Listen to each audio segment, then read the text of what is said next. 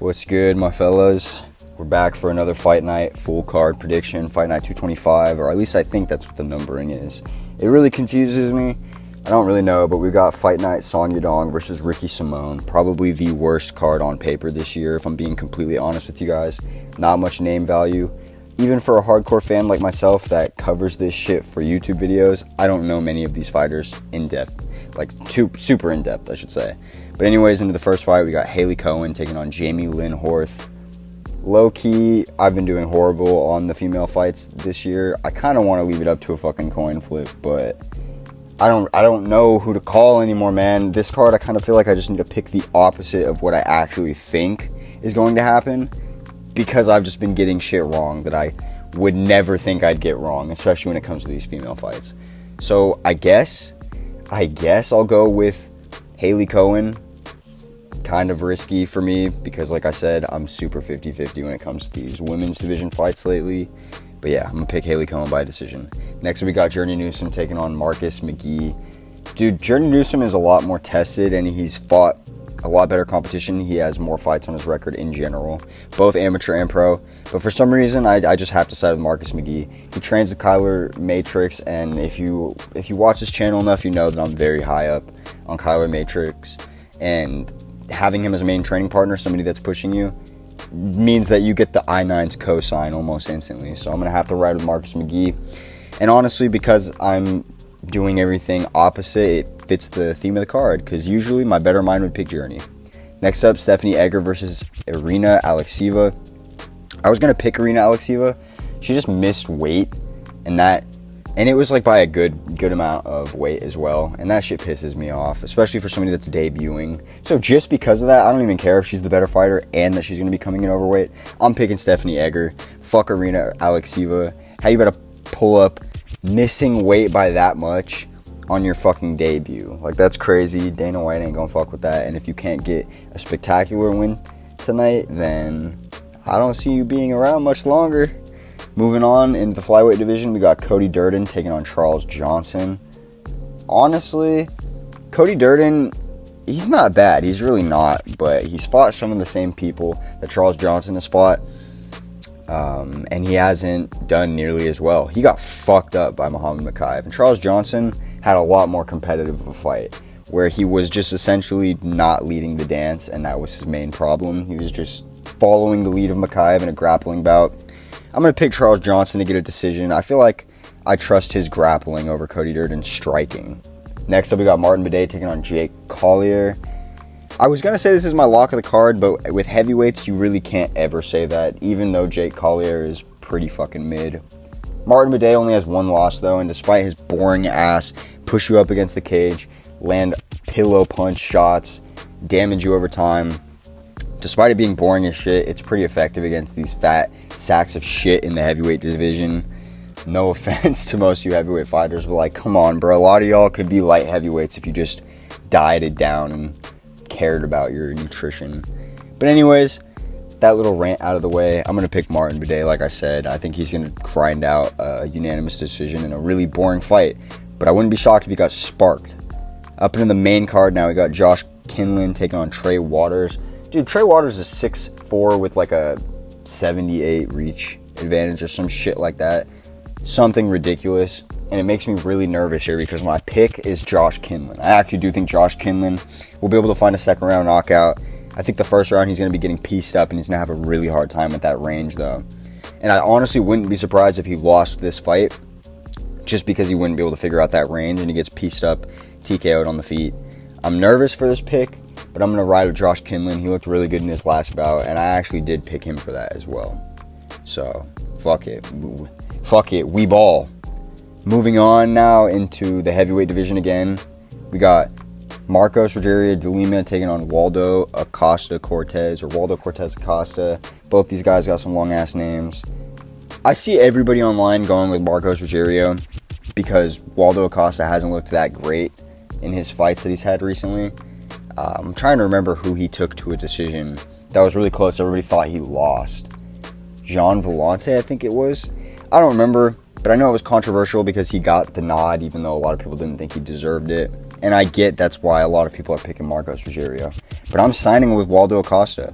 For one, he's the only Dominican fighter in the UFC, so just on that alone, I'm going to side with my boy. But even if that wasn't the case, I think his striking is actually pretty underrated.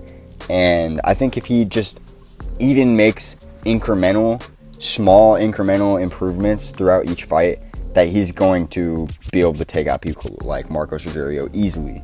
Next up, Julian Erosa taking on Fernando Padilla. I was going to pick Fernando Padilla just because Julian Erosa got fucking chinned in his last bout against Alekseeva. But Julian Erosa is just genuinely a better fighter.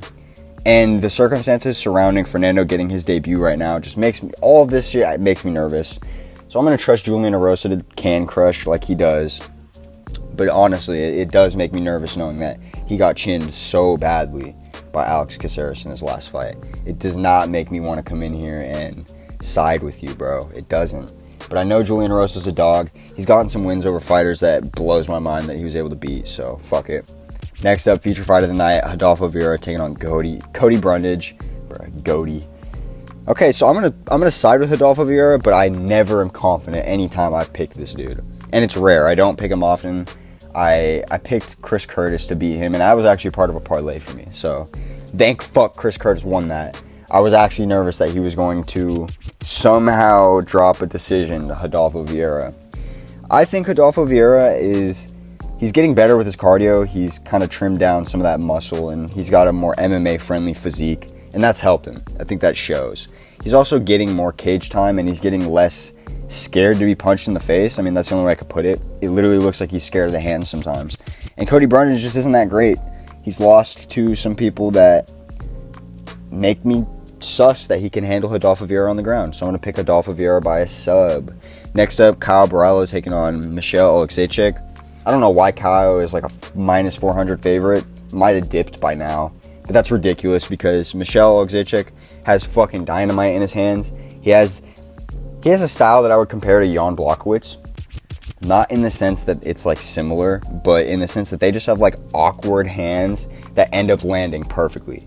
That's my best way of explaining it. And that could happen to Caio. He gets reckless sometimes on the feet, but I still ultimately trust his grappling to be the neutralizer. And he's beaten a lot better opponents. He's also on a win streak, and I trust momentum a lot. If you follow this channel much or you watch these predictions often, you'd know that momentum is like a huge factor for me in deciding how I pick these fights. So, Borralho, I fuck with him. I think he's a good upcoming star, so I'll pick him.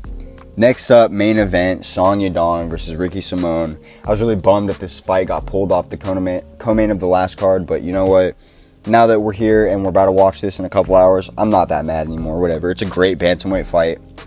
And I really want you guys to go check out my State of the Bantamweight Division YouTube video I posted like a couple months ago, because it's still relevant today. Now that a couple of these main events for bantamweight have passed and we've seen the landscape change, that video, in my opinion, is even more interesting to check out because I laid out essentially what bantamweight's going to look like for this year. And honestly, 2023 is like the year of bantamweights in the UFC. It's really getting crazy out here. Anyway, back to the fight. Yadong versus Ricky Simon. Honestly, on paper, Ricky Simon would be the pick every single time. But Yadong's 25 and he still looks like he could be a future champion. He really does have all of the skill, all the acclimate. Like, it's really difficult to pick against somebody like Yadong who trains at Team Alpha Male when he's fighting against a grappling heavy style like Ricky Simon.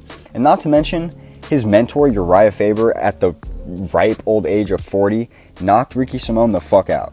Watched that shit live. I still remember that shit. I picked Uriah, even though I had a feeling he was going to get whopped out there. And he comes out and he fucks up Ricky Simon. And then right after that, Ricky Simon loses a decision to Rob Font. He's been on a crazy tear since then, but I can't forget that shit. I just can't.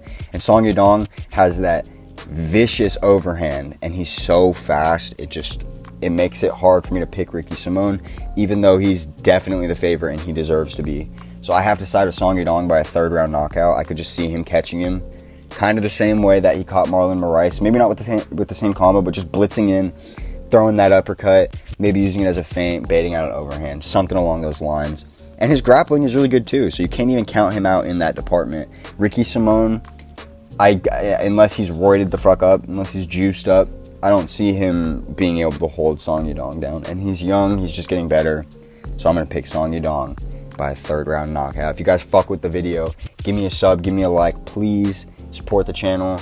This is like my passion in life, so it would be greatly appreciated.